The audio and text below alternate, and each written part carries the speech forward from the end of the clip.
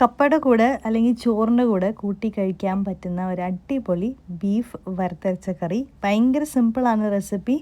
എങ്ങനെ ഉണ്ടാക്കാൻ നോക്കാം. യൂഷ്വലി എൻ്റെ റെസിപ്പീസിനെല്ലാം ഞാൻ മെയിനായിട്ട് ഫ്രഷ്ലി ഗ്രൗണ്ട് സ്പൈസ് പൗഡേഴ്സാണ് യൂസ് ചെയ്യുന്നത്. Actually that elevates the whole taste and flavour of the curry. Dry roast ചെയ്യാൻ വേണ്ടിയിട്ട് dry red chilli, coriander, peppercorns, fennel seeds, whole spices അത് ആദ്യം തന്നെ ഒന്ന് റോസ്റ്റ് ചെയ്തെടുക്കാം. അതിനുശേഷം സ്ക്രേപ്പ് ചെയ്ത് കോക്കനട്ട് ആഡ് ചെയ്ത് കൊടുക്കാം. ഇതൊന്ന് ലോ ഫ്ലെയിമിൽ ഗോൾഡൻ ബ്രൗൺ ആകുന്നതായിരിക്കും നമുക്കൊന്ന് റോസ്റ്റ് ചെയ്തെടുക്കാം. അതിനുശേഷം ഹെവി ബോട്ടം പാനിൽ ഓയിൽ, ഒണിയൻസ്, ജിഞ്ചർ ഗാർലിക്, കറി ലീവ്സ് ഇതൊക്കെ ഒന്ന് ഇട്ടിട്ടൊന്ന് സോട്ട് ചെയ്ത് കൊടുക്കാം. അതിനുശേഷം നമ്മൾ അരച്ച് വെച്ചേക്കുന്ന ആ കോക്കനട്ട് മിക്സ് ഒന്ന് ആഡ് ചെയ്ത് കൊടുക്കാം.